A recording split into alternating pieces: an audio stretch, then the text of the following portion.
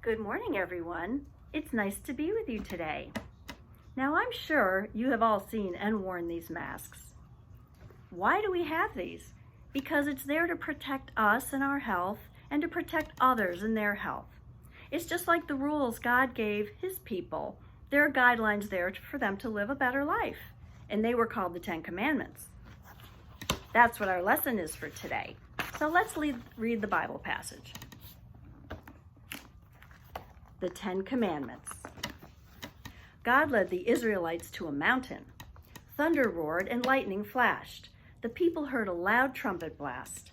Then God called Moses to the top of the mountain and said, "I am the Lord your God, who brought you out of Egypt." God wrote the Ten Commandments on 2 stone tablets for all His people to obey. See, you can see Moses on the top of the mountain with the 2 stone tablets. Now, I'm sure you've all heard the Ten Commandments before, but we're going to go through them very quickly. Number 1, God is the only true God. Never make idols. Never misuse the Lord's name. Rest on the Sabbath day and keep it holy.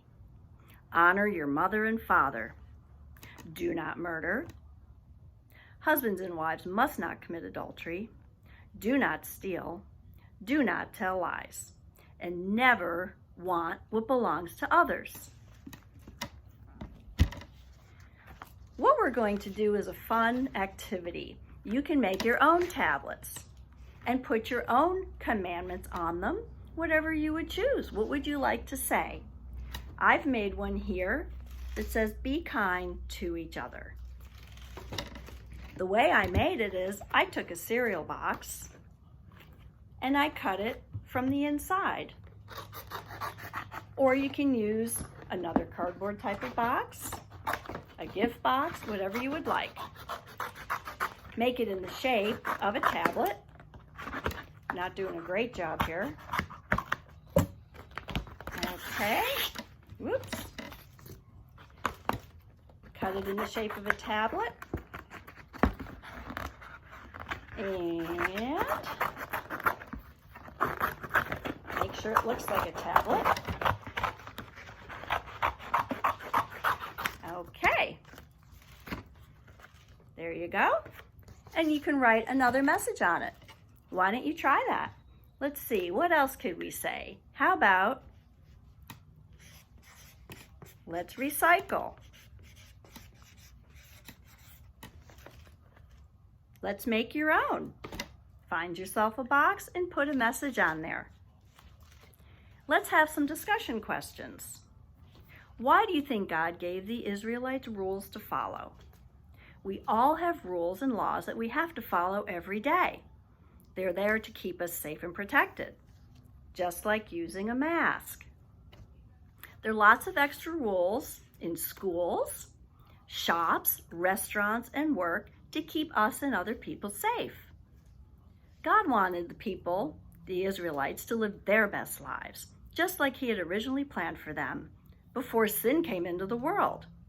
God's rules were not so that He could control His people, but because He knew it was best for them.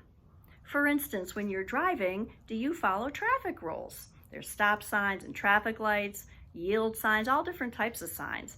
These are things to keep you and others on the road safe. Which are there current rules that you live by that you find hardest to follow? What could make it easier for you to follow those rules? This is a great question for you to sit down and discuss with your family members. Here's something else you can do. This is called a superstar chart.